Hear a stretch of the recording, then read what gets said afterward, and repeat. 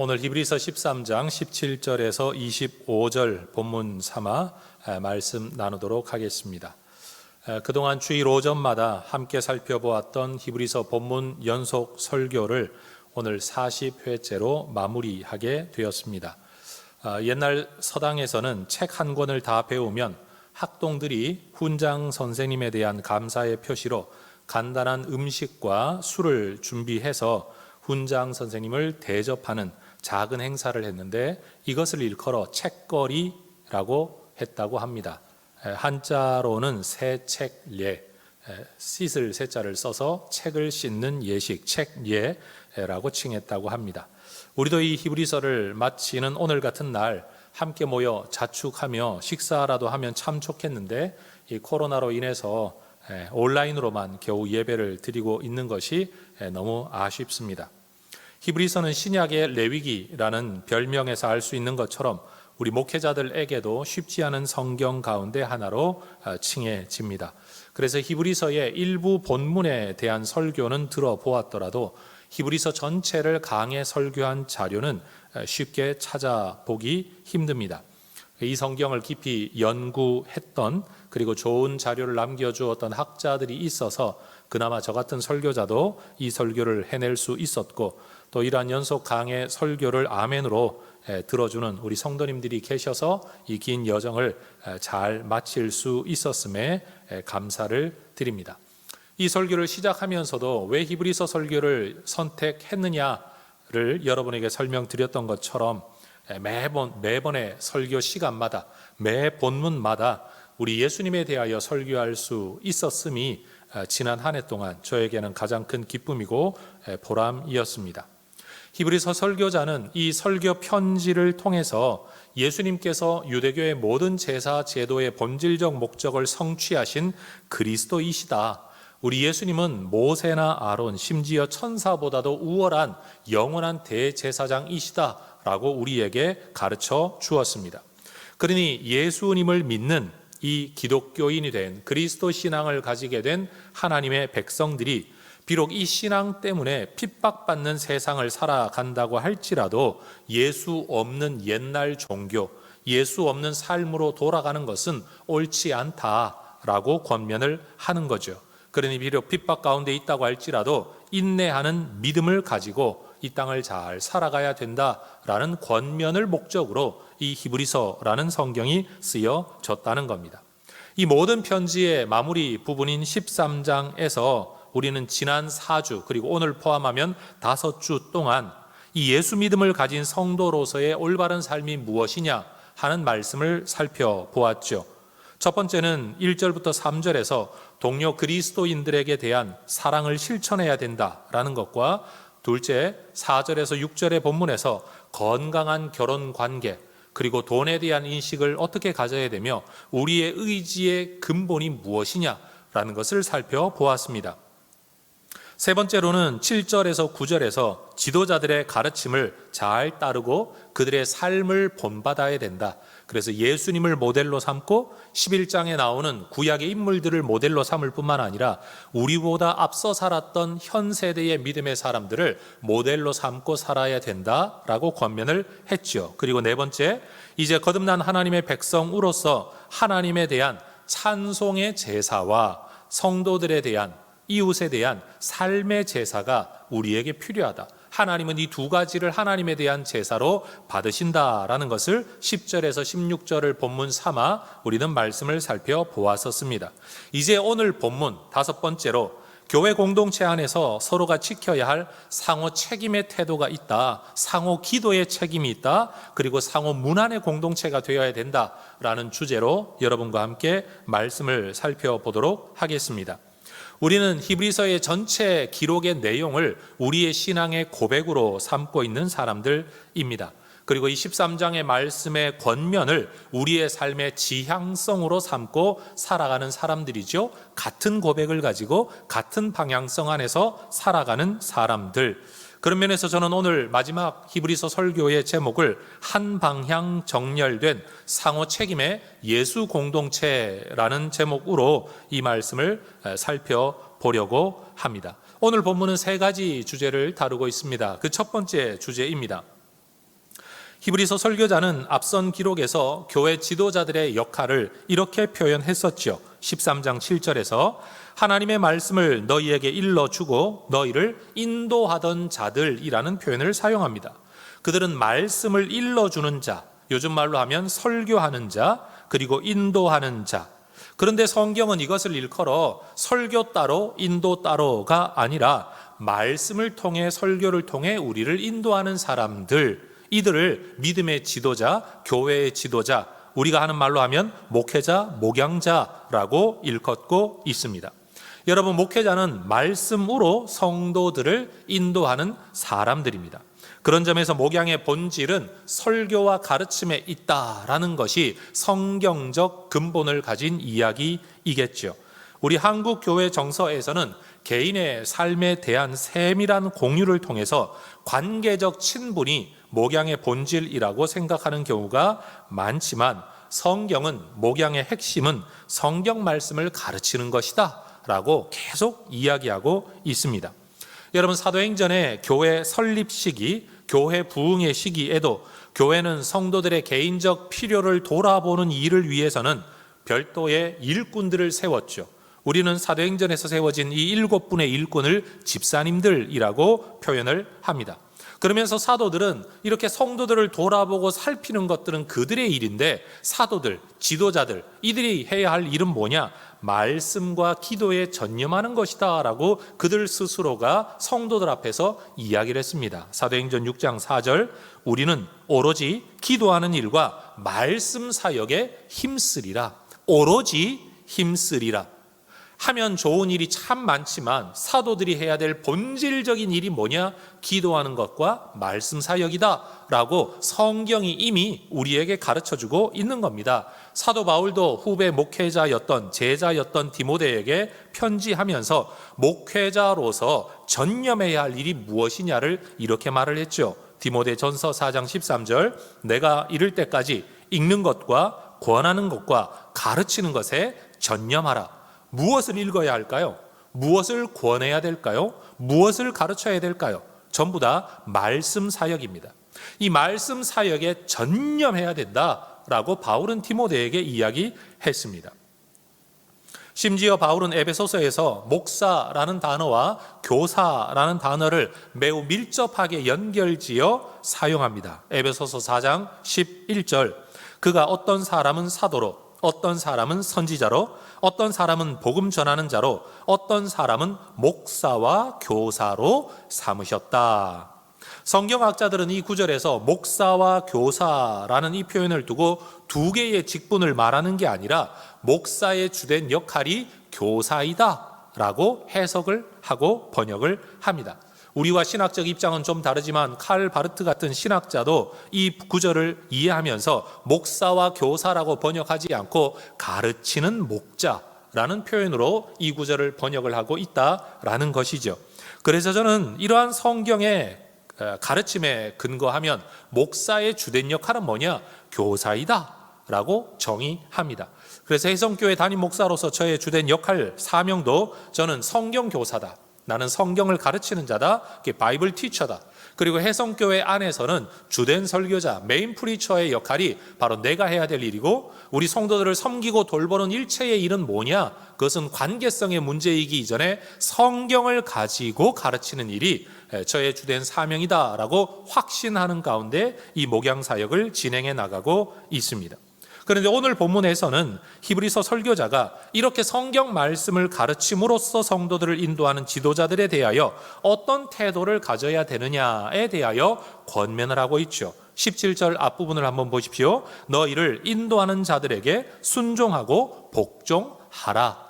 여기에는 너희를 인도하는 자들이라고 짧게 나와 있지만 이 인도하는 자들은 어떤 자들이냐? 13장 7절에서 언급되어졌던 말씀을 너희에게 이르고 그러므로 인도하는 자들, 소위 말해 목양자, 목회자, 성경 교사들을 일컫는 말이죠. 그들에게 대하여 성도들이 가져야 할 올바른 반응과 태도는 뭐냐? 순종하고 복종하는 거라는 겁니다. 여러분, 좀 이해하기 쉽게 풀면 뭔가를 이해하고 따라가는 일이 순종이라면, 자발적인 동의 속에서 따라가는 것이 순종이라면, 때로는 이해하지 못해도 그 권위 앞에 따라가는 것을 복종이다라고 말을 할 수 있을 겁니다. 또는 가르침에 대하여서는 순종하는 것이고 그의 권위와 역할에 대하여서는 복종하는 것이다 라고 이해할 수도 있습니다. 그런데 중요한 결론은 이겁니다. 말씀의 사역자들에 대하여 순종하고 복종하라라는 겁니다. 그런데 순종과 복종의 기준이 무엇이냐를 히브리서 설교자는 17절에서 그렇게 이야기합니다. 그들로 하여금 즐거움으로 이것을 하게 하고 근심으로 하게 하지 말라. 여러분, 순종하고 복종할 때 내가 기준이 되어 순종하고 복종하는 게 아니라는 겁니다. 진정한 순종과 복종의 기준은 내게 있는 게 아니라 내가 순종했다, 내가 복종했다라는 내 판단에 있는 게 아니라 그것을 받는 지도자들, 그 지도자들이 이 말씀으로 성도들을 인도하는 일에 대하여 기쁨으로 할 수 있느냐 아니면 짐으로 여기며 이 일을 하느냐가 내 순종과 복종을 평가하는 기준이라는 겁니다. 여러분, 이렇게 설명을 한번 드려볼까요? 내가 누군가에게 잘못을 해서 사과를 하는데 사과라는 것은요, 내가 미안해, 잘못했어 라고 말한다고 사과가 성립되는 게 아닙니다. 내가 잘못한 것에 대하여 인정하고 상대방에게 표현할 때 여러분, 그 상대방이 이것을 받아주어야 이게 진짜 사과가 되는 겁니다. 사과하는 사람에게 초점이 있는 게 아니라 사과를 받는 사람이 받아주어야 그게 진짜 사과와 용서가 된다라는 거죠. 그러니 오늘 본문에서도 히브리서 설교자는 순종과 복종을 일컬어 나 순종 잘해, 나 복종 잘해 라는 내 생각과 내 판단의 근거가 있는 게 아니라 나의 순종과 복종이 진짜 순종과 복종이 되면 상대방에게 어떻게 받아들여져야 되냐면 말씀으로 가르치고 성도들을 인도하는 그분이 즐거움으로 이 일을 하게 된다라는 겁니다. 억지로 근심으로 이 일을 하게 하면 그게 순종과 복종이 아니라는 사실이에요. 되지 않는다라는 거지요. 그러니 여러분, 우리는 모든 일의 기준을 내게 두고 살아가고 있는데 성경은 그렇게 말하고 있지 않다라는 점을 우리는 깊이 한번 되새겨 보아야 할 것입니다. 그리고 이런 순종과 복종을 할 때 이것이 궁극적으로 우리에게 유익이 된다는 거죠. 17절 마지막은 말합니다. 그렇지 않으면 너희에게 유익이 없느니라. 그렇게 한다는 건 뭡니까? 순종하고 복종하되 나의 순종과 복종으로 인하여 말씀으로 가르치고 인도하는 그분이 기쁨과 즐거움으로 이 일을 하게 될 때 그것이 비로소 내게 유익이 된다. 여러분, 오늘 이 성경을 보면 성경은 철저하게 내가 누군가에게 해야 할 일이 있는데 그 일을 제대로 할 때, 상대방도 그 일을 제대로 할 때 비로소 내게 유익이 돌아온다라고 이야기를 하고 있습니다. 여러분, 목회자들에 대하여 그동안 우리가 들어왔던 너무 많은 부정적인 이야기들 때문에 아마 이 말씀이 마음에 와닿지 않는 분들도 계실 거라고 생각을 합니다. 저는 충분히 이해하고 공감합니다. 왜냐하면 목사인 저 자신도 단순히 누군가가 목사라는 이유만으로 그를 신뢰하지는 못하기 때문입니다. 참 슬픈 세상이죠. 그런데 우리는 이것을 기억해야 합니다. 우리가 자라나면서 경험한 가정에 대한 아픔 때문에 가정의 가치를 부정해서는 안 되는 것 아니겠습니까? 나의 부정적인 경험이나 전에 들었던 어떤 부정적인 이야기 때문에 교회의 질서와 하나님 나라의 원리를 무시하거나 거부해서는 안 되지 않겠습니까? 예를 들어 우리가 자라나면서 우리가 경험한 최초의 권위자는 우리의 부모님, 특별히 아버지인 경우가 많지요. 그 아버지에 대한 내 경험 때문에 너무 고압적이고 강압적이거나 아니면 때론 너무 무책임하거나 이런 이미지가 내 안에 쌓여서 훗날 자라면서 학교 선생님들을 만났는데 그 선생님들에게 대한 우리의 경험, 아마 우리가 자라나면서 경험한 최초의 권위는 부모님, 두 번째 권위는 선생님들일 텐데 이런 경험들 때문에 사회생활하는 동안, 신앙생활하는 동안에 권위자에 대하여 부정적인 감정을 자기도 모르게 가진 사람들이 우리 주변에는 의외로 많다라는 겁니다. 그러나 여러분, 내가 경험한 내 육신의 아버지가 모든 권위자를 대표할 수는 없는 거죠. 그런 것처럼 여러분, 나의 개인적이고 부분적인 경험이 나의 가치관을 지배하게 하지 말고 하나님의 말씀과 하나님 나라의 원리가 우리의 가치관이 되는 것이 마땅하다라고 저는 여러분들에게 말씀드리고 싶습니다. 내가 경험한 최초의 교회가 어떤 아픔이 있다, 내 마음에 들지 않은 어떤 모습이 있었다라고 해서 교회는 다 문제가 있는 곳이다 라는 선입견을 가진, 사실 근데 그것은 경험에 나오는 선입견이죠. 하나의 경험 속에서 나오는 판단 때문에 영원한 구원을, 완전하신 예수를 여러분 받아들이지 못하는 사람들이 있다는 건 너무 큰 아픔이라는 겁니다. 혹여 이 영상으로 이 예배에 참여하고 있는 분들이 계시다면 꼭 한번 기억해 보시면 좋겠습니다. 내 경험이 과연 모든 것을 대표할 수 있는 것인가? 내 경험에서 나온 나의 가치관과 판단이 과연 성경대로 하나님이 말씀하시는 그대로의 판단이 맞을까를 우리는 한번 돌아볼 필요가 있다라는 겁니다. 오늘 본문의 한 구절을 여러분 한번 보십시오. 17절 중반에 이런 구절이 있습니다. 그들은 너희 영혼을 위하여 경성하기를 자신들이 청산할 자인 것 같이 하느니라. 마치 지금 설교자는 성도들에게 대하여 이야기하고 있지만 이 성도들에게 대한 이야기 속에 말씀의 지도자, 목양자들이 가져야 할 사역의 태도가 뭔가를 잠시 언급하고 있죠. 그게 뭡니까? 성도들의 영혼을 위하여 깨어 있어야 할 책임이 지도자들에게는 있다. 그리고 그 지도자들은 청산하다라는 것은 빚을 갚다라는 말보다는 직접 보고하다라는 뜻을 가지고 있어요. 내가 돌보아야 할 사명의 대상이 되는 성도들에게 대한 영혼의 책임을 지도자들은 지고 있다. 그리고 이 일에 대하여 하나님 앞에 직접 보고할 때가 오고 평가받을 때가 오고 이 일에 대하여 상벌을 받을 때가 온다라고 이야기하고 있다라는 겁니다. 그러니 여러분, 말씀이라는 하나의 주제 앞에서 성도들이 가져야 할 올바른 태도는 뭐냐? 순종하고 복종하는 것이다. 그럼 지도자들이 가져야 할 올바른 태도는 뭐냐? 경성하고 책임지는 것이다 라는 쌍방의 책임이 이 성경 구절 안에 표현되어져 있다라는 겁니다. 여러분, 하나님의 말씀 앞에서는 우리 각자에게 주어진 또 서로가 져야만 할 상호 책임의 역할이 있다라는 것을 우리는 알아야 합니다. 우리는 자기중심성을 가진 이 죄성을 벗어나지 못하다가 보니까 그리스도인이라고 할지라도 심지어 부부관계에서도 부모 자녀 관계에서도 우리는 자기에게 유리한 성경 구절을 이용해서 상대방을 조정하거나 아니면 상대방을 이기려고 드는 경우가 많습니다. 우리가 너무나도 잘 아는 에베소서 성경 구절이 있죠. 5장 22절에 아내들이여 자기 남편에게 복종하기를 죽게 하듯 하라. 남편들이 아내를 길들이고 아내가 좀 내 마음대로 움직여주기를 기대할 때마다 이 구절을 사용합니다. 그럼 아내들이 가만히 있지 않습니다. 아내들도 성경을 알잖아요. 에베소서 5장 25절 남편들아 아내 사랑하기를 그리스도께서 교회를 사랑하시고 그 교회를 자신을 주심같이 하라. 또 아내들은 이 구절을 가지고 남편을 비난하거나 공격합니다. 그런데 성경은 여러분 남편의 편을 들고 아내의 편을 들기 위해 이 구절을 말하고 있는 게 아닙니다. 아내나 남편 모두에게 죽게 하듯 해라. 주님이 하시듯 해라 라고 이야기하고 있습니다. 상호 책임이 있다라는 겁니다. 하나님은 절대로 누구 한 편의 편을 들기 위하여 일방적인 책임을 요구하신 적이 없습니다. 성경 전체를 읽어보십시오. 가진 자는 가진 자에게 대한 책임이 요구되어지고 가지지 못한 자는 가지지 못한 자에게 대한 책임이 요구됩니다. 여러분 바울 서신을 읽어보면 상관은 상관들에게 대한, 주인은 주인에 대한 책임이 요구되고 종들은 종들에게 대한 책임이 요구되어지는, 성경은 항상 그렇게 우리 모두에게 하나님의 뜻을 증거하지 일방적인 누구의 편에서만 여러분 우리에게 윤리와 책임을 요구하지 않는다라는 겁니다. 하나님의 모든 창조 원리 안에서는 각자가 져야 할 각자의 책임이 있다라는 겁니다. 그렇게 서로가 각자에게 주어진 이 하나님의 명령을 따른 자기에게 주어진 상호 책임을 다할 때 비로소 하나님의 뜻이 이루어지고 하나님의 나라가 이루어질 수 있다라는 사실이에요.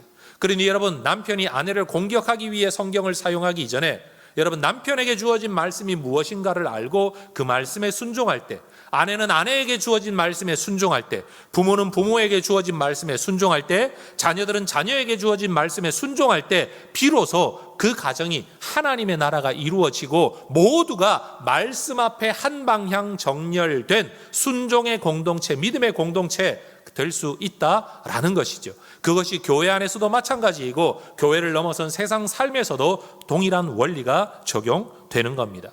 여러분 아무리 훌륭한 운동 코치라고 할지라도 선수가 그 지도를 따르지 않으면 좋은 결과를 낼 수 없습니다. 또 아무리 자질이 훌륭한 좋은 선수라고 할지라도 좋은 코치를 만나 지도를 받지 않으면 일정 수준 이상은 성장해 나갈 수가 없습니다.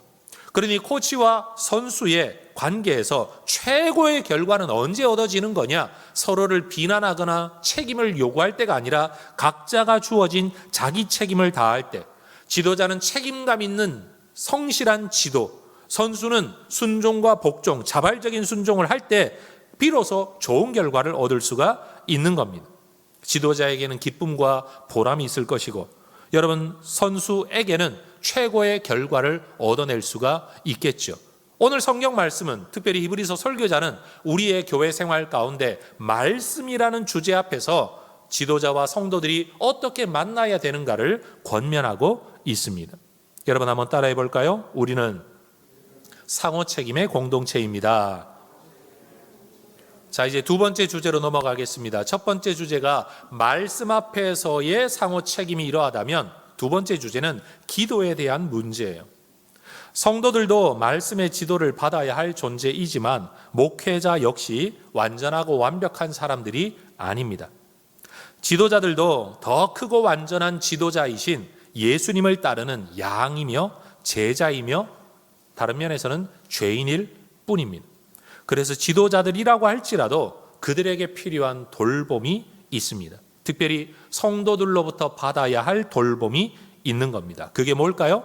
오늘 본문은 그것이 기도다라고 말합니다. 지금껏 하나님의 말씀으로 여러분 성도들을 계속 권면해 왔던 히브리서 설교자가 갑자기 성도들에게 나를 위해 기도해 달라라고 요청을 합니다. 18절을 한번 보십시오. 우리를 위하여 기도하라. 뭘 기도해야 됩니까? 우리가 모든 일에 선하게 행하려 함으로 우리에게 선한 양심이 있는 줄 확신하노라. 여러분, 선한 양심이라는 것은 바른 태도를 말합니다. 그리고 선하게 행한다라는 말은 바르게 행한다라는 겁니다. 그러니 히브리서 설교자가 성도들에게 요청하고 있는 기도의 제목은 뭐냐? 우리가 지금껏 바른 양심을 가지고 바르게 하나님의 사역을 감당하려고 선하게 행하려고 힘써 왔지만 이 일을 위해 너희들도 계속 기도해 달라라는 겁니다. 여러분, 하나님의 지도자들, 말씀의 지도자들은 로봇가 아닙니다. 한번 프로그래밍 되어지고 여러분 배터리 수명만 있으면 그대로 아무런 반복 없이 날씨가 좋으나 싫으나 여러분 이 사람에게나 저 사람에게나 똑같이 행할 수 있는 그런 여러분 무인격의 로봇가 아니라는 사실입니다. 여러분, 우리가 이미 걷고 있는 이 길을 끝까지 잘 걸어가려면 연약한 인간, 죄의 유혹 앞에 있는 여러분 마귀의 시험 앞에 있는 이 지도자들도 이 길을 잘 걸어가려면 하나님의 은혜와 도움이 없이는 불가능하고, 그 은혜와 도움은 기도를 통해 우리에게 베풀어진다는 사실을 히브리서 설교자가 이야기하고 있는 거죠. 여러분, 지도자들을 위한 간절한 기도가 여러분이 목회자들에게 베풀 수 있는 최고의 돌봄이고 최고의 지원인 것을 여러분 믿고 순종하는 혜성의 가족들 되시기를 주의 이름으로 축원합니다. 여러분, 이것이 평생을 두고 그들을 위해 기도해야 될 제목이라면 두 번째 기도 제목은 좀 더 시급한 현안 문제에 대한 기도입니다. 19절을 보십시오. 내가 더 속히 너희에게 돌아가기 위하여 너희가 기도하기를 더욱 원하노라. 더욱 원한다는 말은 특별히 원한다라는 말입니다. 그런데 여러분 이 구절을 보십시오. 히브리서 설교자가 이 편지를 받아보는 성도들에게 말하기를 내가 너희에게 돌아가기 위하여, 이 구절만 보더라도 히브리서 설교자와 히브리서를 받아보는 성도들은 관계없는 사람들이 아니에요. 이미 이전에 그들은 함께 신앙생활을 했던 공동체라는 것을 알고 있습니다. 첫 방문이 아니라 돌아간다라는 것이에요. 그러니 여러분, 지금 어떤 이유로 떨어져 있는데 빨리 돌아갈 수 있도록, 하루속히 돌아갈 수 있도록 너희가 이 문제를 두고 특별히 기도하기를 원한다라고 기도 요청을 하고 있는 거죠. 마침 여러분 요즘과 같은 코로나 시국이라면 이렇게 이해될 수 있을 것 같아요. 선교지에 가서 사역하던 선교사님이 코로나 때문에 어쩔 수 없이 철수해서 본국에 돌아와 있는데, 여러분 저 현지의 성도들에게 편지를 쓰는 겁니다. 이렇게 신앙생활 하세요. 이렇게 신앙생활 하셔야 됩니다. 이럴 땐 이렇게 해야 됩니다. 예수 믿고 잘 지켜야 됩니다. 믿음 지키며 인내해야 됩니다. 그러면서 내가 하루속히 여러분 옆에 선교지로 돌아갈 수 있도록 여러분 기도해 주세요. 특별히 기도해 주세요. 지금 히브리서의 상황이 바로 이런 상황이라는 사실입니다. 여러분, 목회자와 성도는 말씀 안에서 만나지만 또 하나의 만남의 자리는 기도 안에서 만나게 됩니다. 왜 그렇습니까? 성도들에게 기도를 부탁하던 히브리서 설교자는 이어진 9절에서 이 히브리서의 성도들을 위해 스스로가 기도합니다. 20절과 21절 보십시오. 양들의 큰 목자이신 우리 주 예수를 영원한 언약의 피로 죽은 자 가운데서 이끌어내신 평강의 하나님이 모든 선한 일에 너희를 온전하게 하사 자기 뜻을 행하게 하시고 그 앞에 즐거운 것을 예수 그리스도로 말미암아 우리 가운데서 이루시기를 원하노라. 영광이 그에게 세세 무궁토록 있을지어다. 아멘. 문장의 번역이 여러분 뭔가 기도문처럼 보이진 않지만 사실 이 문장은 기도문입니다. 말씀의 지도자인 히브리서 설교자가 이 편지를 받아보는 성도들을 위하여 4가지 제목의 기도를 지금 하고 있는 겁니다. 첫 번째 기도 제목이 이런 거죠. 예수님을 죽은 자 가운데서 다시 살려내신 평강의 하나님의 능력이 성도들의 삶에 나타나기를 기도하고 있는 겁니다. 두 번째는 성도들이 모든 선한 일에 온전하게 되어 하나님의 뜻을 행하는 삶을 살아가기를 기도하고 있는 겁니다. 세 번째로는요, 하나님의 기뻐하시는 그 뜻이 성도들에게 성도들의 삶에서 실현되기를 기도하는 겁니다. 그리고 네 번째는요, 우리 모두가 하나님의 하나님 되심을 인정하며 평생을 예배하는 자로 찬양하는 자로 살아가기를 여러분 기도하고 있는 겁니다. 여러분, 성도를 향한 목회자의 기도는 바로 이런 기도입니다. 우리 성도들은 당장 먹고 사는 일과 사업 잘 되어 돈 버는 일과 건강과 출세와 형통과 자녀들이 잘 되는 일을 위해 목회자들이 기도해 주기를 기대하고 있지만, 또 사실 그런 기도를 할 수도 있고 목회자는 해야만 하지만, 정작 성경의 기록을 볼 때 여러분, 사도들과 성경의 기록자들이 성도들을 위해 기도했던 내용들은, 본질적 내용들은 그렇게 소멸되어질 세상의 것들을 위한 기도가 아니었다라는 것을 알 수 있어요. 가장 본질적 기도는 하나님과 성도들의 삶에 대한 문제였어요. 믿음의 삶, 성도들의 삶, 순종의 삶, 하나님의 은혜의 삶에 대한 것이라는 말이죠. 여러분, 사도 바울도 성도들을 위한 기도의 문장을 여러 성경을 통해 남겨주었어요. 저는 그 중에 2구절을 여러분과 함께 읽어보기를 원합니다. 다시 말하면 이 구절을 읽는 이유는 뭐냐? 만약 사도 바울이 우리 교회 담임 목사님이라면 바울 목사님은 나를 위해 뭘 기도할까? 바로 이걸 기도한다라는 거예요. 우리 성도들도 이런저런 많은 기도 제목이 있겠지만 이것이 우리가 계속해야 될 본질적 기도 제목이다, 우리가 회복해야 될 기도 제목이다 라는 사실인 거죠. 에베소서 3장 16절에서 19절의 말씀을 화면을 보면서 다 함께 읽어보도록 하겠습니다. 바울 목사님이 우리를 위해 이 기도를 하고 있다라는 생각으로 함께 읽어보도록 하겠습니다. 그의 영광의 풍성함을 따라 그의 성령으로 말미암아 너희 속사람을 능력으로 강건하게 하시오며 믿음으로 말미암아 그리스도께서 너희 마음에 계시게 하시옵고 너희가 사랑 가운데서 뿌리가 박히고 터가 굳어져서 능히 모든 성도와 함께 지식에 넘치는 그리스도의 사랑을 알고 그 너비와 길이와 높이와 깊이가 어떠함을 깨달아 하나님의 모든 충만하신 것으로 너희에게 충만하게 하시기를 기도하노라. 여러분, 바울의 기도가 뭡니까? 성도들을 위해 뭘 기도하고 있는 겁니까? 너희의 속사람이 능력으로 성령으로 강건해지기를 원한다. 그리스도가 너희 마음에 계시기를 기도한다. 너희가 그리스도의 사랑을 알게 되기를 원한다. 그 은혜의 깊이를 깨닫게 되기를 원한다. 너희가 그 사랑으로 충만하게 되기를 원한다. 다시 말해, 신앙생활 잘하세요 라고만 권면하는 게 아니라 그 신앙생활을 제대로 할 수 있으려면 예수를 알아야 되고 예수가 내 안에 있어야 되고 그 은혜의 깊이를 깨달을 때 우리는 비로소 순종의 삶을, 자발적인 찬송의 삶을 살아갈 수 있다라고 기도하고 있는 겁니다. 골로새서에서도 사도 바울은 교회를 위해 이렇게 기도합니다. 골로새서 1장 9절에서 12절 너희로부터 함께 읽어보도록 하겠습니다. 너희로 하여금 모든 신령한 지혜와 총명에 하나님의 뜻을 아는 것으로 채우게 하시고 주께 합당하게 행하여 범사에 기쁘시게 하고 모든 선한 일에 열매를 맺게 하시며 하나님을 아는 것에 자라게 하시고 그의 영광의 힘을 따라 모든 능력으로 능하게 하시며 기쁨으로 모든 견딤과 오래 참음에 이르게 하시고 우리로 하여금 빛 가운데서 성도의 기업의 부분을 얻기에 합당하게 하신 아버지께 감사하게 하시기를 기도하노라. 이게 바울의 기도예요. 하나님의 뜻을 너희가 알기를 원한다. 너희가 범사에 하나님 보시기에 기쁘시게 행하게 되기를 내가 기도한다.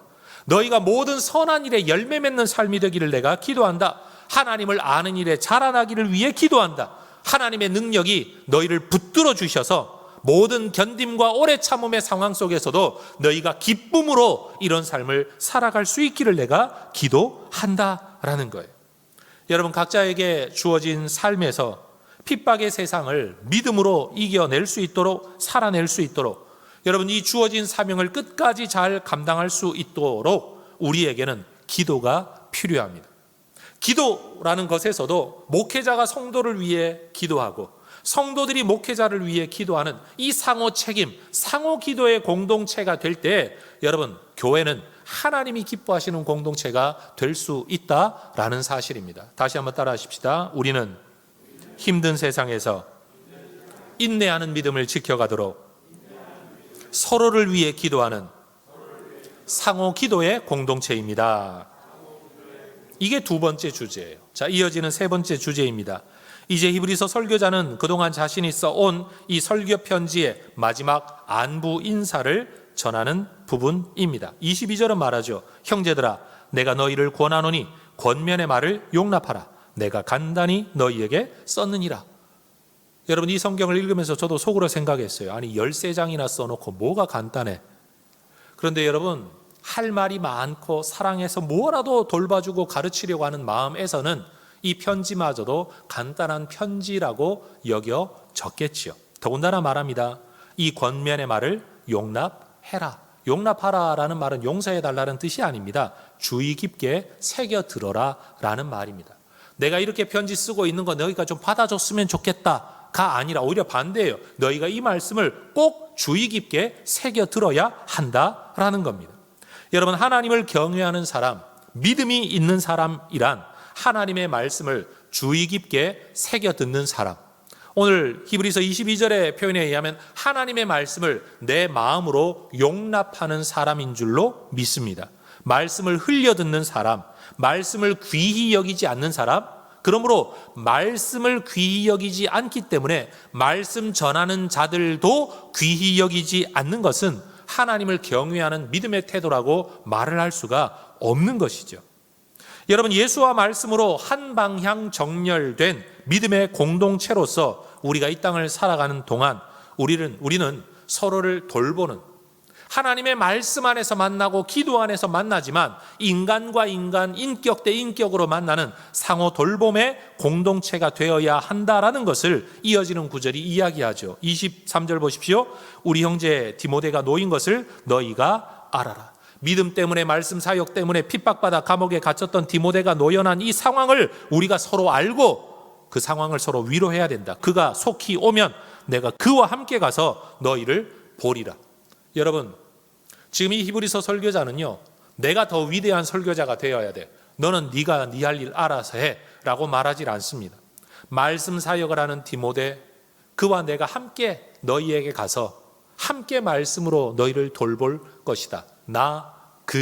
너희가 말씀 안에, 기도 안에, 사랑 안에, 만남 안에 함께하게 될 것을 그는 지금 기대하고 있고 소망하고 있고 기도하고 있는 겁니다. 24절도 말하죠. 너희를 인도하는 자들과 및 모든 성도들에게 문안하라. 지금 너희 공동체 안에서 너희를 말씀으로 이끌고 있는 자들, 그들에게 너희가 꼭 인사해야 된다. 그리고 너희들끼리도 서로 격려하고 문안의 인사를 해야 된다. 이달리아에서 온 자들도 너희에게 문안하느니라. 여러분, 그들은 지금 그들과 함께 있지 않습니다. 그런데 지금 이 편지를 쓰는 자들, 이달리아에서 온 자들, 내 옆에 있는 이 사람들이 이 편지를 통해 너희에게 지금 문안의 인사를 전하고 있다라는 겁니다. 무엇을 위해 문안합니까? 25절, 은혜가 너희 모든 사람에게 있을지어다. 하나님의 은혜가 너희에게 있기를 문안하고 있고, 너희가 하나님의 은혜 안에 있는지를 질문하며 문안하며 궁금해하며 소망하며 그렇게 인사를 전한다라는 겁니다. 성도 여러분, 예수 믿음을 함께 가지고 있는 우리가 서로의 믿음을 돌아보고 서로의 삶을 챙겨주지 않으면 누가 우리를 돌보겠습니까?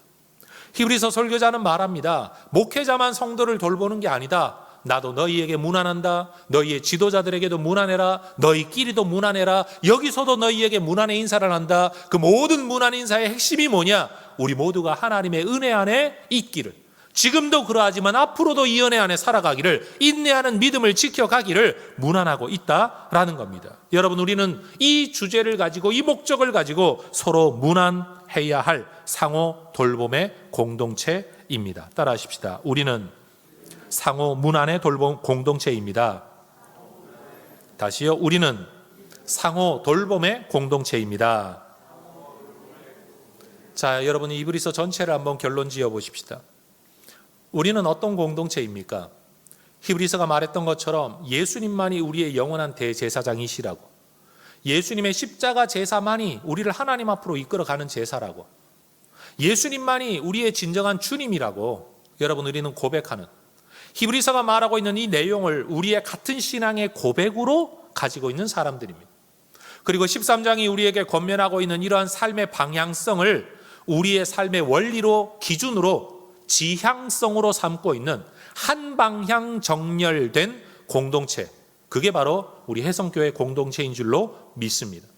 여러분, 이 공동체가 말씀 안에 어떻게 만나야 되냐, 기도 안에 어떻게 만나야 되냐, 서로의 관계성 안에 어떻게 문안의 돌봄으로 만나야 되는가를 성경은 이야기하고 있다라는 것이죠. 여러분, 이것이 우리 혜성교회의 여러분 본질적 특징, 우리의 신앙의 모습이 될 수 있기를 주의 이름으로 축원합니다.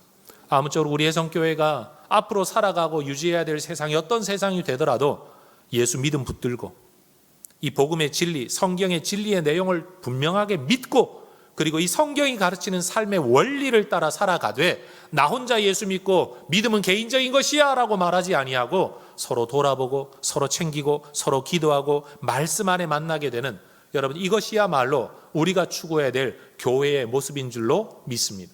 다시 한번 말씀드립니다. 내가 경험한 어떤 경험, 내가 들었던 어떤 이야기가 교회에 대한 우리의 가치관, 관점을 규정하게 내어버려 두지 말고, 성경 말씀이 우리에게 원하는 교회가 무엇인지, 성경이 우리에게 가르치는 신앙생활이 무엇인지를 우리의 기준으로 받고 우리 각자가 그 길을 따라 신앙생활을 해나가는 아름다운 신앙의 공동체 될 수 있기를 주의 이름으로 축원합니다. 기도하겠습니다.